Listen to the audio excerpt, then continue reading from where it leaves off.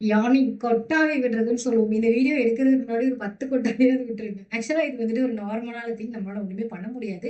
இது எதனாலன்னு பார்த்தோம்னா, இவ்வளோ நாள் நமக்கு என்ன தெரியுமா பயங்கரமா தூக்கம் வருதுடா சாமி அதான் கொட்டாவி வருது அப்படின்னா அதான் உண்மை.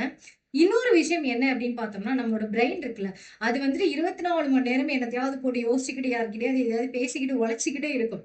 ஸோ அப்படி உழைக்கக்கூடிய இந்த மனுஷன் வந்துட்டு ஒரு இடத்துக்கு மேல பயங்கரமா டயர்ட் ஆகி பயங்கரமா ஹீட் ஆக ஆரம்பிச்சிருவாரு. ஸோ அந்த டைம்ல நம்மளோட ஜா இருக்குல்ல, இதெல்லாம் நல்லா வைடா ஓப்பன் பண்ணி தானே கொட்டாவி விடுவோம்.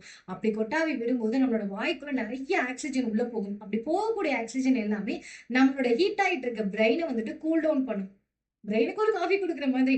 சோ அதனாலதான் நம்ம கொட்டாவி விடுறோம். ஆனா இன்னொரு விஷயம் நோட் பண்ணிருக்கீங்களா? ஒருத்தர் கொட்டாவி விட்டா எல்லாரும் வரிசையா கொட்டாவி விடுவாங்க. இது ஏன்னா இத நம்ம எம்பத்தின்னு சொல்லுவோம். இந்த ஃபீல அவங்க எப்படி ஃபீல் பண்றாங்கங்கிறது நம்மளும் ஃபீல் பண்ண ட்ரை பண்றது. சோ அதனாலதான் ஒருத்தர் கொட்டாவி விட்டா எல்லாருக்கும் கொட்டாவி வருது. அந்த பிரச்சனை நமக்கு மட்டும்தான் பார்த்தா இல்ல. எல்லா விலங்குகளுக்குமே இந்த கொட்டாவிங்கிற ஒரு விஷயம் வரும். சோ இது ஒரு நார்மலான திங்.